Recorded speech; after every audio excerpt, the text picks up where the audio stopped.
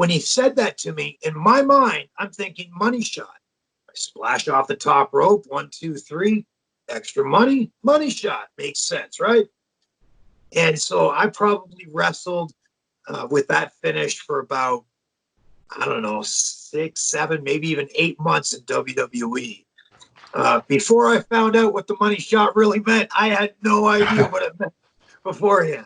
And I remember when people would ask me, what's your finish called? I go, it's called the money shot. And I remember they'd laugh. And sometimes I would sit back and I go, what is so funny about it? It's a cool name. I don't understand what's so funny about it.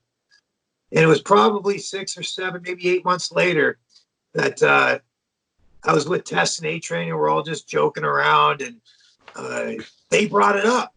You know, you got the coolest name for a finish, the money shot, man. It's whatever it was. And I said, I don't understand what's so cool about it. Making more money from winning a match? Okay. Well, I don't understand what's funny about it. And Tess looked back up at me and he was sitting in the front seat. I was sitting in the back. He turned around and stared me right in the eyes. He goes, brother, you know, the money shot is the finish to a porn movie. And I kind of went back into the seat and I went, what do you mean it's the finish to a porn movie? He's like, yeah, it's when they finish in a porn movie. And I'm like, oh, and I started to say to myself in my head, that's son of a bitch, Vince Russo. I had no idea. That's what they call the finish to a porn movie. How was Vince Russo to work with? Because we always hear the negative stories, but obviously he was writing during WWE's ratings peak, so he couldn't have been that bad. You know, Vince Russo was an envelope pusher, man. I loved working with that guy. When that guy came up with storylines and came up with, even a few Val Venis jokes that he came up with, it was amazing to watch his mind work. And really, but here's where I saw, and I could be wrong about this as well. This is just my opinion. When Vince was writing in WWE, he was writing things that were pushing the envelope as far as he possibly could. And then it seemed like Vince would pull the chains back to where he wanted it. So Vince would go way out here, like Vince Russo would go way out here, and then Vince McMahon would pull him back to where he wanted him. I guess to make it TV suitable, I guess, without going too far.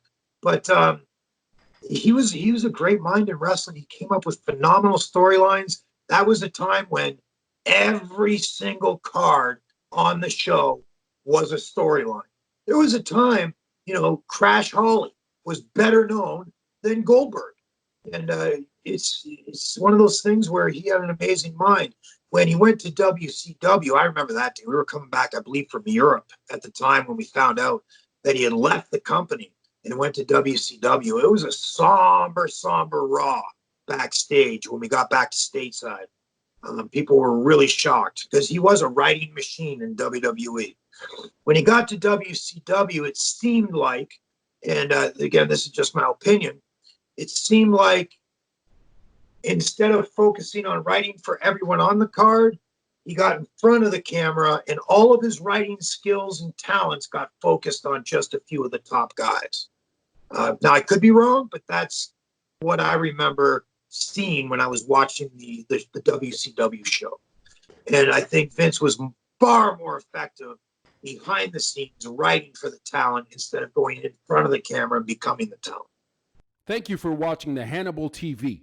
Please like this video if you enjoyed it and click the subscribe button to not miss any of our latest shoot interviews, match videos, or news updates. Support us on patreon.com for $1.99 a month to watch our full shoot interviews ad-free and help our channel grow. Follow us on Twitter at the Hannibal TV for instant updates.